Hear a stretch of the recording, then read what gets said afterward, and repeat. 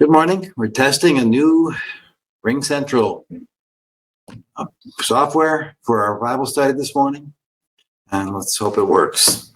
Studying the book of Malachi and finishing, or beginning, I should say, Lamentations. Thanks for joining us. Anyway, let's have a word of prayer and we'll begin. Dear Heavenly Father, we thank you for the ability to meet, for a place to meet. Bless our time together today. Open our hearts and our minds to what your word has for us. Lord, your word is so rich, and we, myself especially, ignore the minor prophets. And they speak to us in a way just like all the other prophets do. They're all your word. They're speaking for you. Again, open our hearts and our minds to what you have for us today, and bless our time together, and bless the words that we say. And the words of our mouth and meditation of our heart be acceptable to you. In Jesus' name, amen. Fashionably late. Good morning, Katrina. Oh, I forgot your Bible? Oh, your Bible. Yeah, okay. Just a quick word. Last night, I surprised my wife, which is not hard to do. The only thing I do is a surprise to her. We went to see a movie last night. We went to see Lifemark and at the Regal. And yesterday was Jew Day. My kind of day. It's only $5 or $6.50 to get in. It is a movie about, and it's a true story. And if you look up on YouTube, and I haven't done it yet, Parker Avenue is the name of the movie it was based on. It was a video created by this kid's friend Nate of the whole deal. Anyway, the story is, the boy is adopted by a family, and it's a story about how the boy eventually meets his birth mother, and it's just a real blessing all around. And the Parker Avenue comes from the fact that she went into the abortion clinic to have an abortion, to abort this boy, and God spoke to her and said, "Leave now," or something to that effect, and she got out of there. And it's a story about his life with his his parents, his adopted parents, their story, their backstory. They had lost 2 children because of genital birth defects, so they didn't have any more. They didn't try for any more kids because same thing would have happened probably. But this boy was their boy. It was their adopted boy. And it is really a good story. It's by the Kendrick brothers. It's well worth your time to see. I know. What's it called? Lifemark. And go it's the website lifemarkmovie.com that has all kinds of backup stuff for it. And I can see You were gonna go see it Sunday, but everybody was busy doing the conspiracy. I heard you were getting your carpet put in. Well, the carpet got put in. Yep, good. Today. Praise God. But anyway, sorry, but I wanted to tell you all about that because it's one of those things that you don't see it in the paper very much. I've seen it a little bit advertised, but very little. And of course, I made a comment to my wife. The movie that they have with the theater, it's the Regal on Transit. It's the only place it's at, and it's the regular. I call them school theater seats, regular old-fashioned, theater seats. Where all the other places have recliners, they give the Christians the cheap seats. We get the narrow regular seats. So that it goes with the territory. Sounds like the one I had in Niagara Falls was an old, like it was from the 70s or 80s movie theater, and I loved it. It was beautiful. Well, that was the one that, It closed it. The cheapy theater, I call it. Yeah, it was beautiful. I enjoyed it. Back in history. Well, that was an old Jerry Lewis theater. If you want to really get some perspective on it. So we're in. Looks like Stu might be joining us. Oh, Who's that? Great. Joe. Well, it takes time. This is new. How was it, Mike? Was it hard for you to get in or anything? No, it wasn't. Okay. Unless we're looking at the apps. I see it. Is that you? No, that's. Joe? I went to join. Oh, We on Lamentation or we finished that? We're still in Malachi. Okay. We gotta finish Malachi. Malachi 13. Yep. Now, there you go. Exactly right.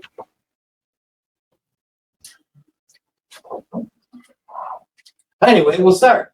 Let's read, I'd like to, we'll start on the screen. Mike, Mike, you're number one. So would you read Malachi 13 through 15 in chapter, where am I, Lord? What chapter is it, Bill?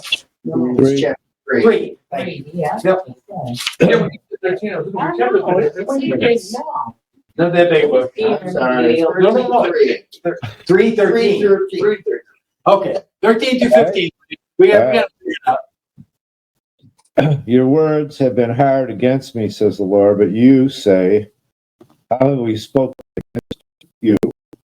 But said, it is in vain to serve God. What is the profit of our keeping his charge, or of walking as in mourning before the Lord of hosts? And now we call the arrogant blessed. Evildoers not only prosper, but they put God to the test, and they escape. And the Amplified says they escape, and the Hebrew, or the Greek rather, unpunished is the idea that they get away with it. And I'm reminded of 2 Peter 3, verses 3 through 8. And I'm going to read this. To begin with, you must know and understand this, that scoffers, mockers, will come in the last days with scoffing. People who walk after their own fleshly desires and say, where is the promise of his coming? For since the forefathers fell asleep, all things have continued exactly as they did from the beginning of creation. For they willfully overlook and forget this fact, that the heavens came into existence long ago by the word of God, and the earth also, which was formed out of water and by means of water, through which the world that then existed was deluged with water and perished. But by the same word, the present heavens and earth have been stored up, reserved for fire, being kept until the day of judgment and destruction of the ungodly people. Nevertheless, do not let this one fact escape you, beloved, that with the Lord, one day is as 1,000 years, and 1,000 years as one day. So people may think they're getting away with it now, and they do. And they call evil is called good, and good is now called evil. And that's the world we're living in today. I don't care what political persuasion you are. You look at the paper, and everything that's wrong is good, and everything that's right, we'll mock it, and we'll go against it. Where is that from, Scott? That's 2 Peter 3, verses 3 through 8. It's a great scripture. So we are there. We have arrived. We are in the last days. We've been in the last days for 2,000 years. When is he coming? I wish I could tell you. All I can tell you is God says it's soon. Are we there yet? We'll be there soon, honey. Yes. We'll be there shortly. Uh-huh. A lot of people are very interested in the fact that Israel has received a couple of red heifers. Yes. They were talking about that recently.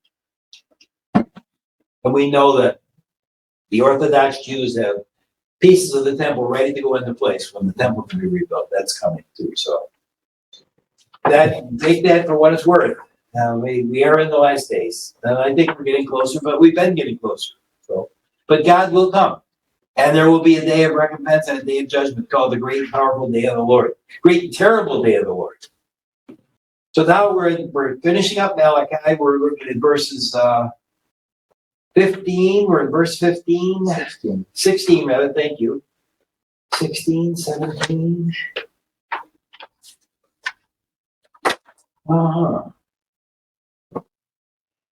Keep going. 16 and 17, yes. Laura, would you read those, please? Sure. Then those who feared the Lord talked with each other, and the Lord listened and heard. A scroll of remembrance was written in his presence concerning those who feared the Lord and honored his name. They will be mine, says the Lord Almighty, in the day when I make up my treasured possession. I will spare them. I will spare them just as in compassion a man spares his son who serves him. Excellent. Why don't you read 18 also? Sure. And you will again see the distinction between the righteous and the wicked, between those who serve God and those who do not. Interesting here when you read this, does God, my question was, does God, and we all question, does God really know his children, who they are? Here, the loyal to the Lord are promised blessing. Us, okay, he put together a book of remembrance for those at that time that were still worshiping God and worshiping him in spirit and in truth and loving God and loving his law. A book was put together with remembrance. What book is our name written in that's even more important than that book of remembrance? Book of life. That's right. Our names are written in the Lamb's book of life. If you're a born again Christian, if you believe in Jesus Christ as your Savior, your name is written in the book of life. I would dare say that the book that he's talking about here is probably the same book of remembrance, because again, it shows that he will bless those people. They will be mine on that day when I publicly recognize them and openly declare them to be my own possession. That is my very special treasure. And I will have compassion on them and spare them as a man spares his own son who serves him. So again, our name is written in the book of life. And what's going to happen to people whose name is not written in the book of life?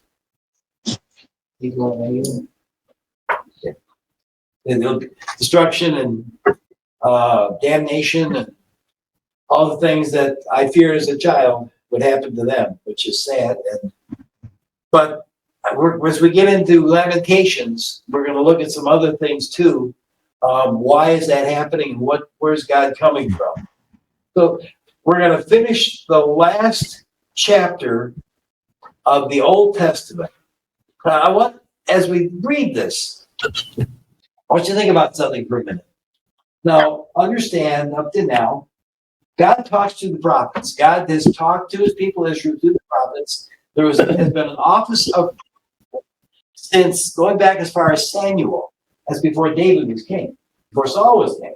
And Samuel was the first real prophet. He was the first person to give the word of the Lord to the people.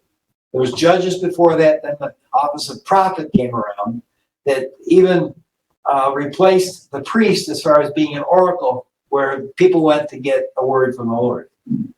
So now Malachi, the last prophet, if you will, is going to speak and finish up chapter 6 here, or chapter 4 rather, verses 1 through 6. And when he stops speaking, that's the last word of the Lord for 400 years. Is that, they don't have a Bible, they've got scrolls, they've got scriptures and all that. They don't have a Bible to take home like we do.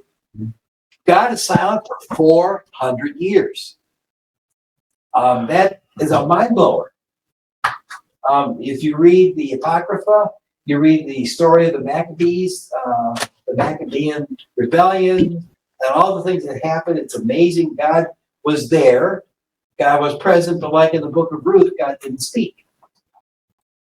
This is the last word God has for his nation, Israel, and for us, if you will, and before Jesus comes, before the promised Messiah that we've been reading about on and off all through the Old Testament is ready to come. So as we read this, let's understand that this is the last word God has for Israel at this time. So we've got, Joe, you're next. If you would read, we're in chapter 4 of Malachi. If you would read verses 1 through 3. For behold, the day is coming, burning like an oven, and all the proud, yes, all who do wickedly, will be stubble. And the day which is coming shall burn them up, says the Lord of hosts. They will leave them neither root nor branch. That will leave them neither root nor branch. But to you who fear my name, the Son of Righteousness shall arise with healing in his wings, and you shall go out and grow fat like stall-fed calves. You shall trample the wicked, for they shall be ashes under the soles of your feet on the day that I do this, says the Lord of hosts. Amazing. And again, this is it's a warning to those who are against God, and yet to those who are following God, It's a promise of Messiah, and it's a promise of blessing. And to read the Amplified, verse 2. But you revere and worshipfully fear my name, shall the Son of Righteousness arise with healing in his wings and his beams, and you shall go forth and gambol, that's Gambol, it's running around in the pasture like little fat calves that have been released from their stall and leap with joy. So it's really it's a great picture of what's going to happen on that day. And God is promising them justice, and they'll be happy. And he's also promising that the lawless and the wicked that he's been railing against throughout Malachi will be ashes under the soles of their feet in that day. I shall do this, says the Lord of hosts. God is promising justice for those who have been suffering under injustice or injustice. That's what I'm looking for. Katrina, would you read verse 4? Okay. Remember the laws of Moses, my servant, which I commanded him in, what's that? For all Israel. Good. Good. Okay. And the Greek says it's not just remember, earnestly. In other words, grab onto it. We're to grab onto the law of Moses. And how do we grab onto the law of Moses? We're not sacrificing anymore, thank God, but we are to follow God's precepts. God never changes. We are to follow the ways of the Lord. We don't, thank God, have to, looks like Al's joining us. We don't have to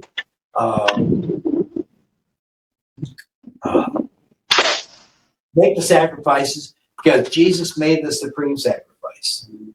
So thank God. We're going to read verse 5. Bill, will you read verse 5? Behold, I will send you Elijah the prophet before the great and awesome day of the Lord comes.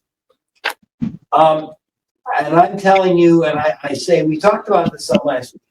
I don't believe this prophecy's been fulfilled yet. We had a precursor to Jesus. What was his name? The person who came to announce Jesus. John the Baptist. Thank you. Excellent. But we're talking, I'm going to send you Elijah the prophet before the great and terrible day of the Lord comes. That's coming. But when I read this and studied it, a lot of commentators, some people that I like, that I trust, said this is talking about John the Baptist. But I believe that the great and terrible day of the Lord is coming, the final judgment, and that there will be someone from God. It might be Elijah himself, since he was translated into heaven. He never died, per se. Or it could be a type of Elijah, a prophet to come and warn everyone that God is coming and they should repent. I personally believe that Elijah will come.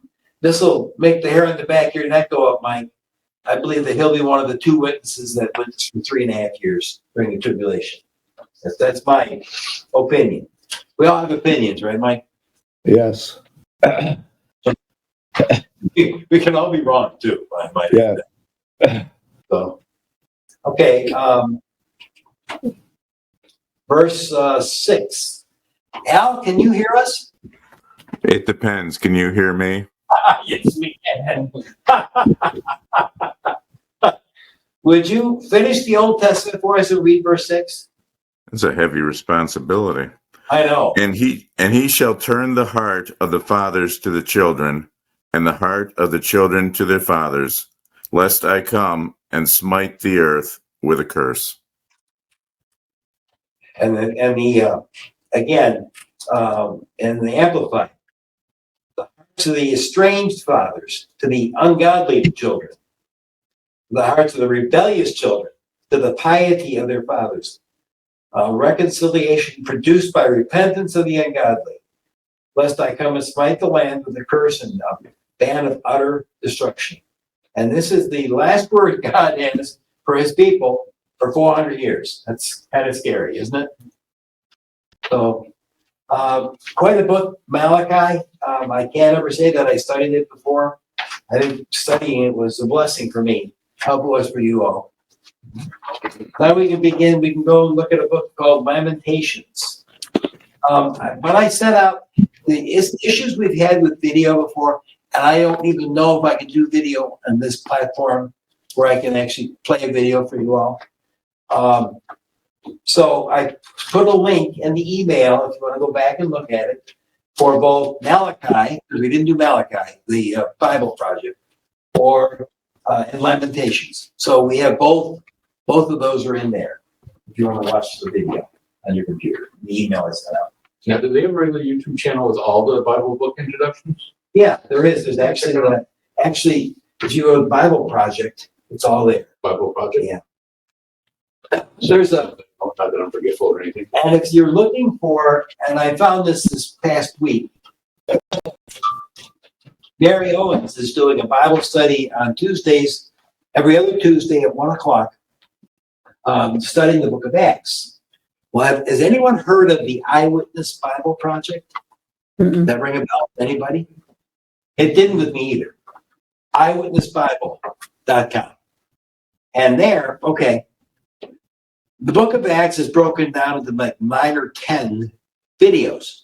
But what the videos are actors playing out Stephen. So Stephen talks, and Stephen's talking to us, like sitting here talking to you in the correct clothing, tells his backstory, how he was converted and how he was martyred and the vision he had when he was dying. And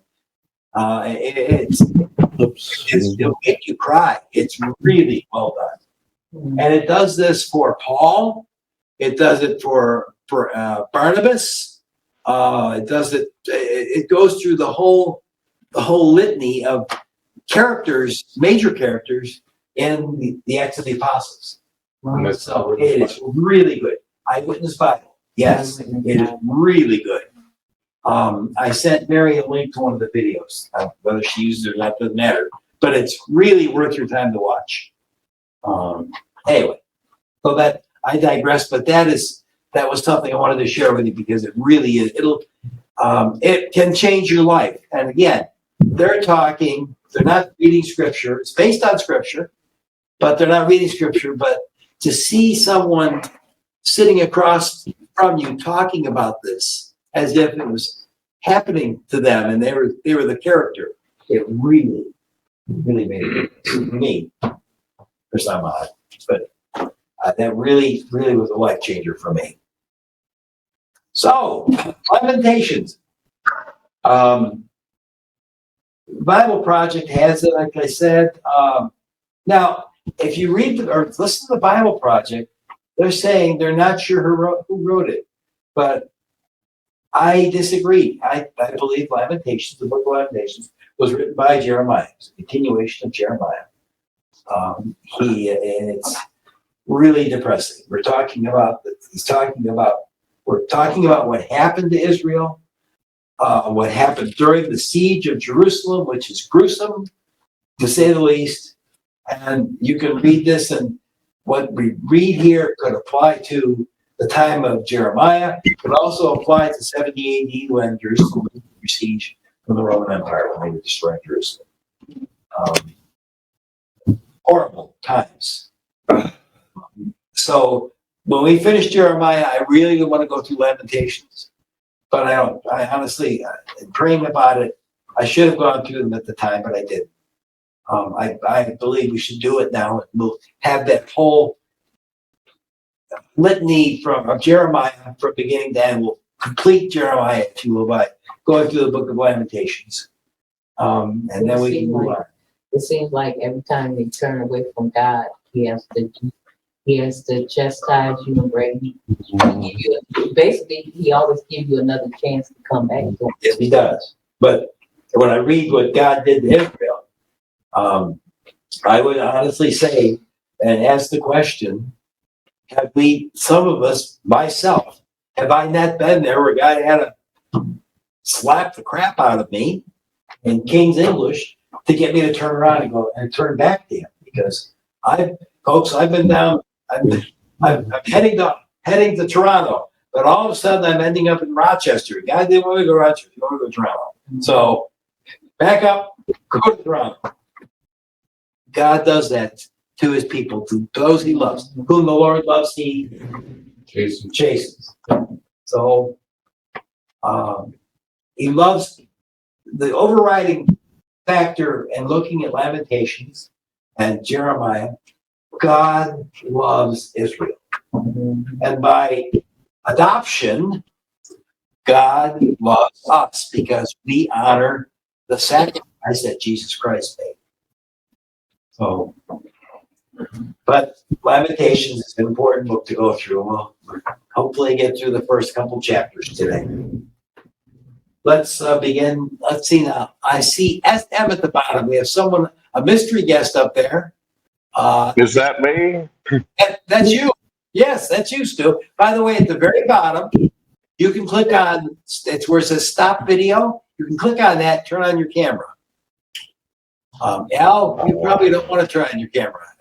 Just knowing you, but you can do it if you want to, Stu. If you'd rather not be there, there you are. Amazing. The rest of us have to be seen this early in the morning, so do you. Al, you look fine. Look like you're just See your excited. ophthalmologist as soon as possible. Good morning, Stu. Good morning. I hope it wasn't too much of a stretch for you to get to try this new format. It's different, I know, but We all should be into lifelong learning, right? there we go. See, you're right. If I figured it out, it ain't that hard. When it comes to technology, if I got out, You're good. Stu, I'm going to ask you to read if you would. We're in the book of Lamentations, chapter 1. Would you please read verses 1 through 5? Sure thing. This is from the old NIV. Old NIV. Okay, Well, 1984 NIV. that's what we need here. How deserted lies the city, once so full of people. How like a widow is she, who once was great among the nations. She who was queen among the provinces has now become a slave. Bitterly she weeps at night, tears are upon her cheeks. Among all her lovers there is none to comfort her. All her friends have betrayed her. They have become her enemies. After affliction and harsh labor, Judah has gone into exile.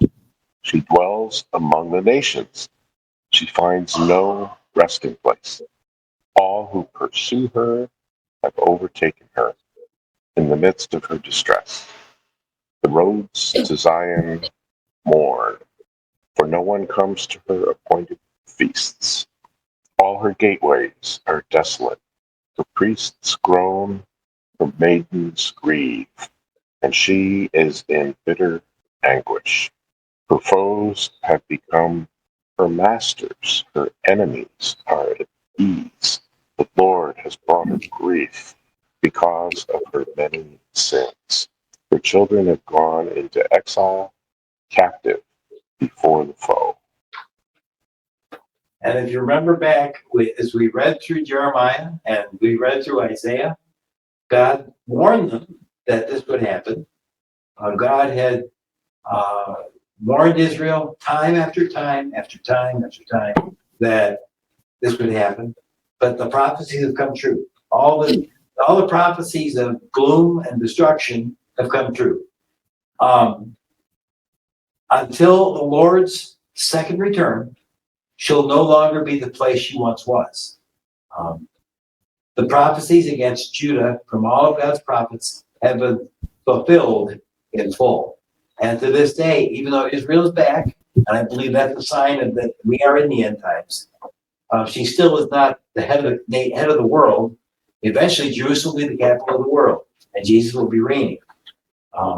But now Jerusalem is, and Jeremiah tells us, Jerusalem has been destroyed and just downtrodden. And we continue the loathing and the mourning for Jerusalem verses 6 and 7. Mike, if you read Lamentations, chapter 1, verses 6 and 7. For the daughter of Zion, all her majesty has departed. Her princes have become like deer. They find no pasture. They fled without strength before the pursuer. Jerusalem remembers in the days of her affliction and wandering all the precious things that were hers from days of old, when her people fell into the hand of the foe, and there was none to help her. Her foes gloated over her. They mocked at her downfall. And God had warned of this in the past. They repented, and God raised them up. We remember there was a huge cycle going back again to the time, okay, they came to the wilderness, they rebelled, they had to walk in the wilderness for 30 years after the Exodus from Egypt. Then finally, though, all the people that had complained and feared God and said that God can't get us in there, they all died. They went into the promised land. They conquered. And then Joshua, their leader, died. Then after that, it kind of fell apart. And the last line in the book of Joshua, and everyone did was, or the book of Judges is, and everyone did was right in their own eyes.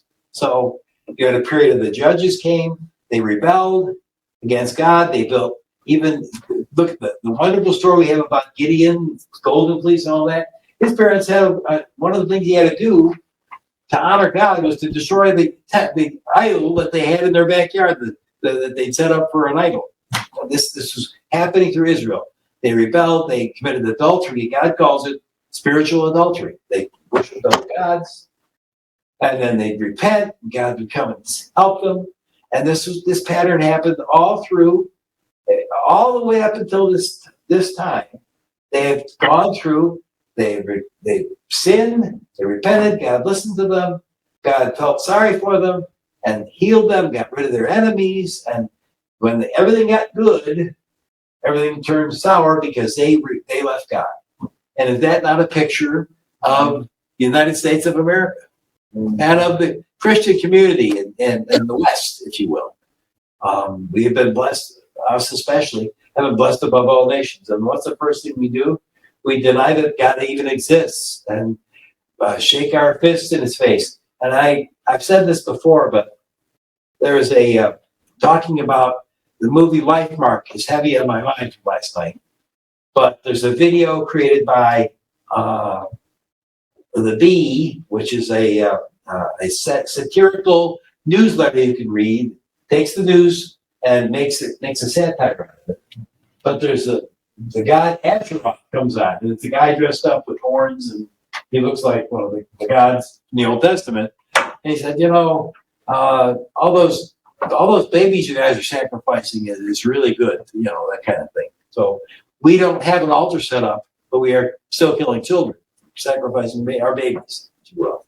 We're not putting them in the hot hands of a born baby, putting them in the hot hands of a god, a false god, and they burn to death. We're just flushing them down the toilet or throwing them away.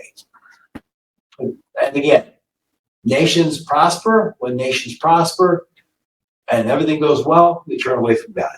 So God will visit us like he visited Israel someday. And like you mentioned, the Christian community was interesting. In fact, when you were talking about this morning, but you had mentioned we now have all these Bibles and everything. They just had the old scrolls. He brought up the comparison that when the Philistines put the Ark of the Covenant on a cart, they weren't punished for it. But when Uzzah reached out to touch it when the cart shook, and he made an interesting point. He goes, Uzzah being punished and the punishment of putting it on the cart, the Philistines didn't know any better. Right. God actually put the judgment against a believer because he knew better. Right. And it's like you mentioned earlier with we had the word with the Christian community today. I mean, we all fail at one point or another, but right. And God holds us accountable for what we know. That's why, and I've heard many pastors say this.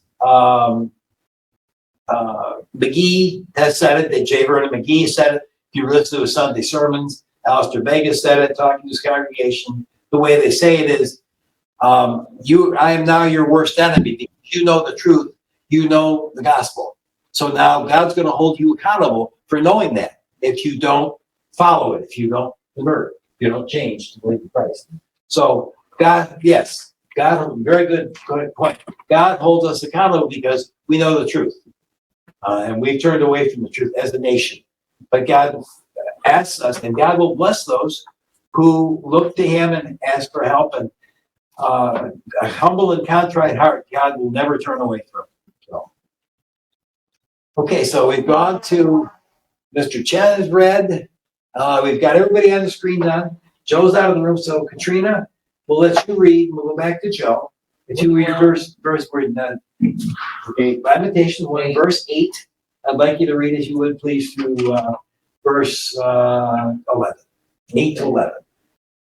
Jerusalem has sinned gravely, therefore she has become vile, and all who honor her despise her, because they have seen her nakedness. Yes, she saw and turned away.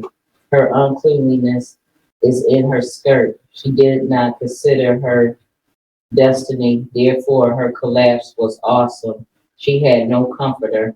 O Lord, behold my affliction, for the enemy is exalted. The adversary has spread his hands over her, all her pleasure things, for she has been the nation entered her sanctuary, whom you commanded not to enter your assembly. All her people sigh, they seek bread, they give their valuable for food to restore life. See, O Lord, and consider, for I am scorned. Amplified the last line, verse 11. All her people groan and sigh, seeking for bread. They have given their desirable and precious things in exchange for food to revive their strength, bring back life. See, O Lord, and consider how wretched and lightly esteemed, how vile and abominable I have become. People are longing for a full stomach. They've traded everything just to stay alive. Remember that God promised them that He was their comfort and deliverer, but the people took God for granted, something we're prone to do as well. And I wanted to get in here too. I didn't mention it after Stu's reading. There is a point of no return for Israel. Israel had been forgiven and forgiven and forgiven and forgiven. Judah and Israel was attacked and overcome by the Assyrians. Israel was forgiven, repented, forgiven, forgiven. But if you remember reading in Jeremiah, they got to a point where they wouldn't repent. They got to a point that they would not turn back to God. There's a point, and again, many Bible teachers teach this today. There's the point where people who have heard the truth reject the truth. They reject it, and they call it where you can't accept the truth. There's no way that you would be allowed to that you can't repent anymore. You can't point of no return, if you will. Israel had reached that point. Judah finally reached that point where they couldn't come back. So God had to act and punish them, and He did. As believers today, as unbelievers, as people that are unbelievers, there is a point, if you've heard the truth so many times and you reject the truth, that'll say, okay, go your own way. And Romans 1, read Romans 1 starting at verse 18, it has the full story of people that have rejected and gone their own way. Therefore, God turned them over to a depraved mind. And the whole litany of looks like the headlines of the newspaper today. Yes, please. Because just like you have your family and friends and you talk to them about different things, and it's like a few of my family group, they was like always at church and everything, and then sometimes I be sharing what I've learned and everything, and a lot of them just don't want to hear it. They be like, "Oh, I don't want to hear about that." You were the same way. God is not. Yep. Yep. That's what I said.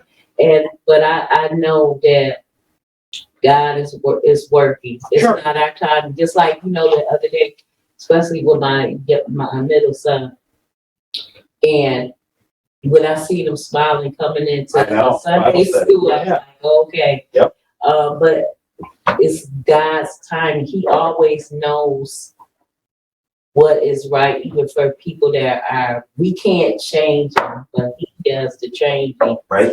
And so it's just hard sometimes when you care about people that you love. But I guess, I look at it as how much God loves us so much and how we turn away and we don't listen to him and everything and stuff. And, how bad, that's what love is. Love hurts.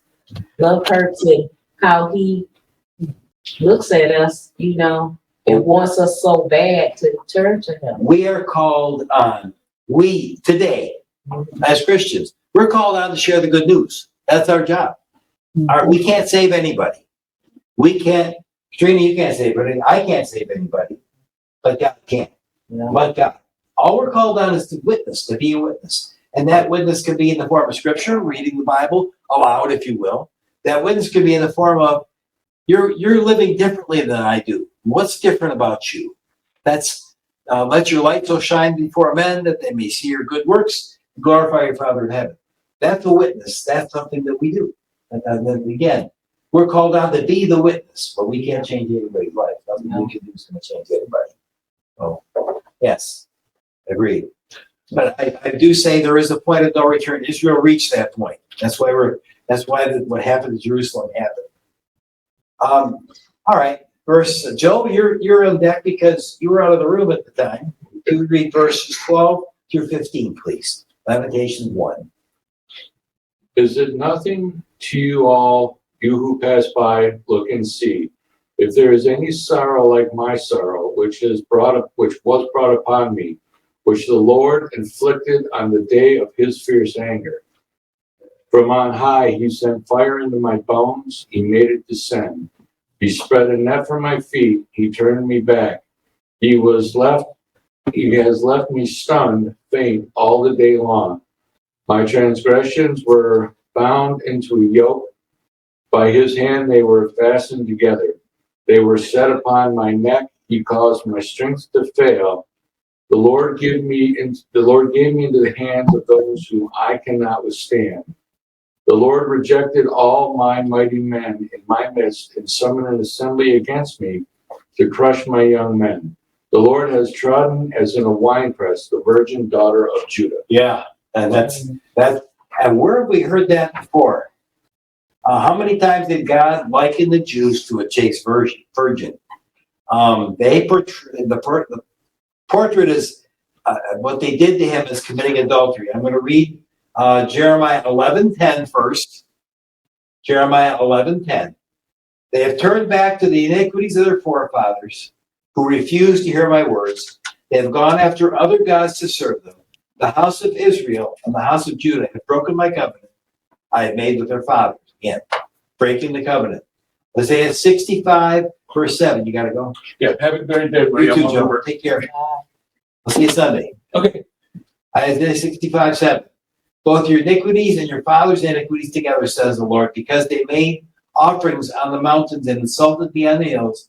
I will measure into their lap payment for their former deeds. So again, Jeremiah, the weeping prophet, has said what was going to happen and judged against them. Verses 16 and 17, Bill, would you read those? For these things I weep, my eyes flow with tears.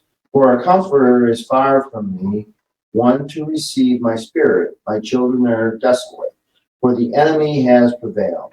Zion stretched out her hands, but there is none to comfort her. The Lord has commanded against Jacob that his neighbors should be his foes. Jerusalem has become a filthy thing among them. And the Greek, or the Hebrew in this case, means filthy thing is an object of contempt. These are things that God brought to pass.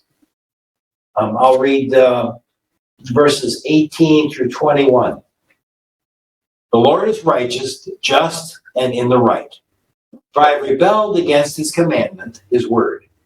Hear, I pray you, all you peoples, and look at my sorrow and my suffering. My maidens and my young men have gone into captivity. I, Jerusalem, call to my lovers, my allies. but they deceived me. My priests and my elders expired in the city while they sought food to save their lives. Behold, O Lord, how distressed I am. My vital parts, my emotions are in tumult and are deeply disturbed. My heart cannot rest. It is violently agitated within me, for I have previously rebelled. Outside the house, the sword bereaves. At home, there is famine, pestilence, and death. Verse 21, my foes have heard that I, Jerusalem, sigh and groan, that I have no comforter in you. All my enemies have heard of my trouble, and they are glad, O Lord, that you have done it. You will bring the day of Judah's punishment that you have foretold and proclaimed. It involves also my foes' punishment, and they will become like me. As you recall, reading Jeremiah, one thing that was said, and as we read through Habakkuk, when Habakkuk was saying, Lord, when are you going to visit righteousness on Jerusalem? When are you going to judge these people? And God told him the Babylonians were going to come and judge him, if you remember that. Well, remember too, the Babylonians themselves were judged later. They were judged because of the way they treated Israel. And we are all commanded to love Israel. We're commanded to love the Jews, if you will. I will bless those to Abraham, the Abrahamic, I said it right, covenant. I will bless those who bless you. I will curse those who curse you. That's God's word extends from back to Abraham's time to today until the end of time, because God will bless those who bless Abraham and his seed. He will curse those who curse them. Even though Babylon was used as a stick and defeated Judah, Assyria was used as a stick and defeated Israel. Both those nations were themselves defeated. And there's no Babylonians running around today, and there's no Assyrians running around today. So their judgment was true and just. And we'll finish chapter 1. Mike, if you would, read verse 22. Let all their evil doing come before you and deal with them. You have dealt with me because of all my transgressions, for my groans are many and my heart is faint. Recall that, again, like I said, God promises to repay Babylon for their harshness in dealing with Jerusalem. Remember, Jerusalem, they didn't just break down the walls, they broke down the walls, they looted the temple, they destroyed everything. And Babylon themselves was destroyed, and Darius sent the temple treasures back to Jerusalem to rebuild the temple and to replace everything in it. I could start chapter 2, but I think we're about 5 minutes. I think we'll quit here. That's okay. Yep. Gloom and despair and agony on me. Is it Nia? Okay, tell me how you like the new format, the new ring. You guys online? Is it okay? Gosh, it's wonderful. It's nice not being interrupted at 40 minutes. I just wanted to say about this Lamentations passage, Yes. as depressing as it is, there are still some bright spots, actually, I think. The agony that the author is going through is humbling them and causing them to pour out their heart to God, and it's brought them to God. And there is, even in wishing on their enemies in this last verse, God's recompense, there is in that a recognition that God is just and he's not going to put up with rebellion against him. And just the fact that the author is pouring out his heart for God tells me that deep down they know it's okay to do that. And we have all the record of that here. Back in verse 16, I weep, my eyes overflow with tears. No one is near to comfort me, but God is. Right. God sees and is there for those tears. And that's a very good point, Stu. I think God, sometimes we think that God's not listening, but he is. By sending his son, Jesus went through the things we've gone through, and he understands. I mean, at the grave of Lazarus, even knowing that he was going to raise him from the dead, Jesus wept. About it didn't weep. He knew that Lazarus was going to come back from the dead. He also knew Lazarus was going to die again. He wept when Jesus looked at Jerusalem. He wept. Oh, Jerusalem, Jerusalem! I would have gathered you as a hen gathers her chicks, but you would not have me. We have an advocate with the Father, and we have someone who has a big shoulder that we can cry on and pour our hearts out to him, and he understands. And he will comfort us. We have that assurance. We have something that the Old Testament didn't have, and that is the Holy Spirit living in us. The Comforter. He's called the Comforter for a reason. Not only to give us spiritual insight, but to give us comfort in times of trouble. And we've all gone through times that are not good. And God's been there for us, even when our friends ignore us or won't have anything to do with us. The most vile sinner has God there, and he's waiting for us to repent and come to him and cry on his shoulder. And you know what, guys, just like to say, God bless me to see another year. I'm thankful that. Yeah, today's your birthday. We got to say happy birthday to Katrina. Today's her birthday. Blessing is to be. Okay, ready?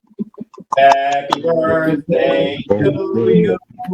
Happy birthday to you. Happy birthday, Katrina. Happy birthday to you. And many more.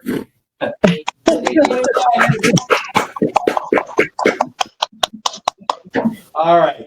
All right, I have a couple things. First, two, keys for you and Martha are in the inner office key box. Okay. They're stamped with the letter A. Okay. Because I won't be here on Sunday. They're Canadian? Eh? A. Eh? Sorry. And the reason I won't be here is Mary and I are headed to Pittsburgh for our 6-year-old grandson who's having surgery tomorrow. So, Oh, for what? Is it serious? he's having his adenoids removed. So Okay. it's not super Of course, serious. any surgery is serious. Yes. Yes.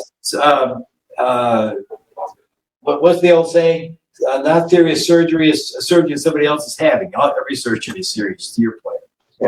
He hasn't been able to breathe for probably 2 years well, and it's especially affects him at night. Oh, yeah. So- that used to be a surgery they did all the time. So they figured out, wait a minute, those glands actually do something, but in this case of your grandson, they're making him not breathe. They need to Yeah, they're very inflamed, so they're very large. That's your grandson that comes up. He was just here, right? prepare it. Yeah. So we need to be praying. We'll close with a word of prayer. And we'll pray for Barrett. Do you have anything else, Bill? That's it. Anybody have anything else before we close? All right, close with a word of prayer. Heavenly Father, we come in your presence in the name of Jesus. Lord, we thank you again for this time together. We thank you for this platform, Lord. And bless us as we go out today. We have a special prayer today for Barrett. Lord, we lift him up to you. We pray for wisdom for the surgeons as they perform their surgery on Barrett. And Lord, that he would heal quickly and the outcome would be good. And that this would be a door opening for a new life for him, that he might get more rest, that he might have more time of refreshment. And Lord, we pray ultimately that he comes to know you as Lord and Savior. Be with us today as we go out, Lord, and bless our going and our coming in. Help us not to just keep in what we talked about today, but to share the good news that you are coming soon. Pray in Jesus' name. Amen. Thanks, everyone, for joining us this morning. Thanks, Scott. Was it hard to get this set up, Scott? It was too easy, Lori. It really was easy. And you can get, again, a free account. We have 100 gigabytes of storage. There are things you could do with the more costly ones, but for what we need, this is perfect. And you can look into it if the school needs longer times. It's not that expensive, to do. Right. Now,